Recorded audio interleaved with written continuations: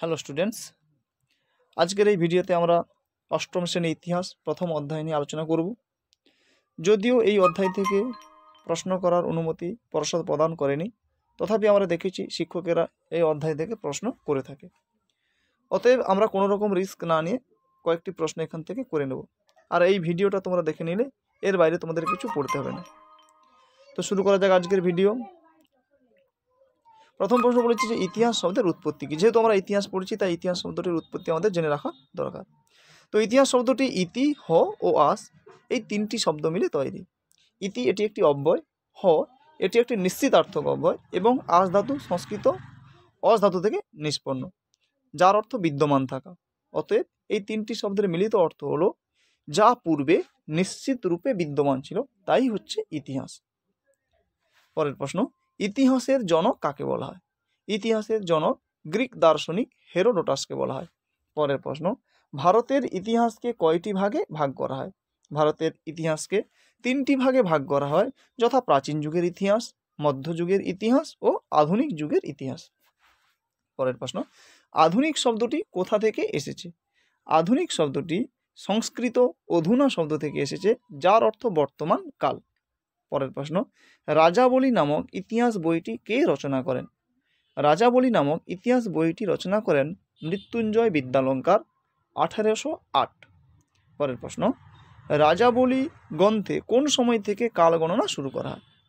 রাজাবলী গ্রন্থে মহাভারতের রাজা যুধিষ্ঠিরের কাল থেকে কাল গণনা শুরু করা হয়। পরের প্রশ্ন, মৃত্যুঞ্জয় বিদ্যালঙ্কার ইতিহাসের যুগকে কয়টি ভাগে ভাগ করেছেন?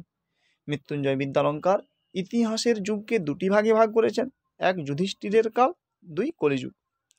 পরের প্রশ্নটি খুব গুরুত্বপূর্ণ, কে হিস্ট্রি অফ ব্রিটিশ ইন্ডিয়া নামক বইটি লেখেন? তো জেমস মিল 1817 খ্রিস্টাব্দে হিস্টোরি অফ ব্রিটিশ ইন্ডিয়া নামক বইটি লেখেন। এই প্রশ্নটা তোমরা মনে রাখবে, এইটা গুরুত্বপূর্ণ প্রশ্ন। পরের প্রশ্ন, জেমস মিল তার বইতে ভারতের ইতিহাসকে কয়টি ভাগে ভাগ করেছেন? জেমস মিল তাঁর গ্রন্থে ভারতের ইতিহাসকে তিনটি ভাগে ভাগ করেছেন, যথা হিন্দু যুগ, মুসলিম যুগ ও ব্রিটিশ যুগ। পরবর্তী প্রশ্ন, যুগ বিভাগের ক্ষেত্রে মিল কার সাহায্য নিয়েছিলেন? যুগ বিভাগের ক্ষেত্রে মিল ধর্ম ও জাতির সাহায্য নিয়েছিলেন। হিন্দু ও মুসলিম যুগ বিভাগের ক্ষেত্রে তিনি ধর্মের সাহায্য নিয়েছিলেন এবং ব্রিটিশ যুগ বিভাগের ক্ষেত্রে তিনি জাতির সাহায্য নিয়েছিলেন। পরের প্রশ্ন, আধুনিক হওয়ার জন্য ধর্ম ও জাতির মধ্যে কার পরিচয় দরকার? আধুনিক হতে গেলে ধর্মের পরিবর্তে জাতির পরিচয় দরকার। পরের প্রশ্ন, ভারতের ইতিহাসে কোন যুগকে অন্ধকারময় যুগ বলা হয়? এটি একটি গুরুত্বপূর্ণ প্রশ্ন। ভারত ইতিহাসে মুসলিম যুগকে অন্ধকারময় যুগ বলা হয়। পরের প্রশ্ন, কোন সময় থেকে আধুনিক যুগের শুরু বলে ধরা হয়?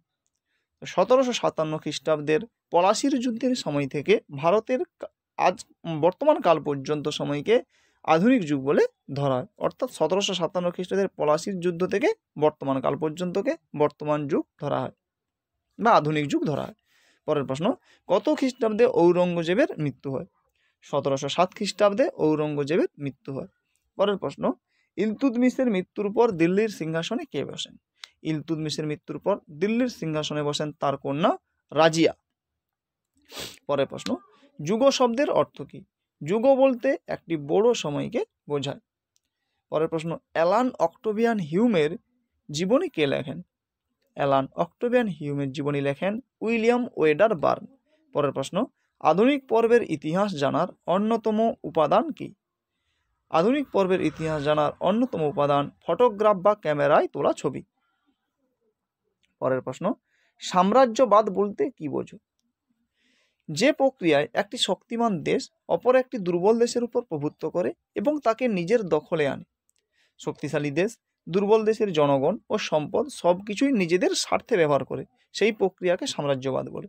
পরের প্রশ্ন, উপনিবেশবাদ বলতে কি বোঝো? অন্য কোনো ভৌগোলিক এলাকার উপর শাসন প্রতিষ্ঠা করে সেখানকার অর্থনীতি, রাজনীতি, সভ্যতা ও সংস্কৃতি প্রভৃতির উপর নিয়ন্ত্রণ প্রতিষ্ঠান করাই হলো উপনিবেশবাদ। পরের প্রশ্ন, জাতীয়তাবাদ বলতে কি বোঝো? জাতীয়তাবাদ কি না, একটি জনসমাজের মধ্যে বংশ, ভাষা, ধর্ম, সংস্কৃতি প্রভৃতি কোনো এক বা একাধিক কারণে একাত্মবোধ সৃষ্টি হলে এবং ওই একাত্মবোধের সঙ্গে দেশপ্রেম মিলিত হলে যে রাজনৈতিক আদর্শ গড়ে ওঠে তাকে জাতীয়তাবাদ বলে।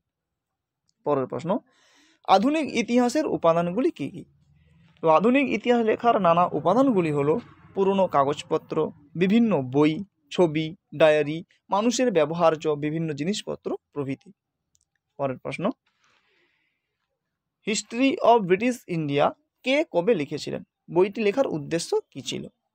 তো 1817 খ্রিস্টাব্দে James Mill history of British India নামক বইটি লেখেন। বইটি লেখার উদ্দেশ্য ছিল ভারতের অতীত কথাকে এক জায়গায় জড়ো করা। 2, ব্রিটিশ প্রশাসনের সঙ্গে যুক্ত কর্মচারীরা যাতে ভারতের বিষয়ে একটা সাধারণ ধারণা পেতে পারে।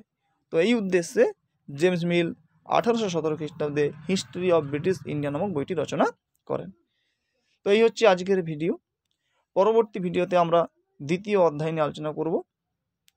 তো এই ভিডিওটি যদি তোমাদের ভালো লেগে থাকে তবে একটি লাইক করে দাও এবং চ্যানেলটিকে সাবস্ক্রাইব করে পাশে থাকা বেল আইকনটিকে প্রেস করে অল নোটিফিকেশান সিলেক্ট করে নাও, যাতে পরবর্তী ভিডিওর নোটিফিকেশান তোমরা পেয়ে যেতে পারো।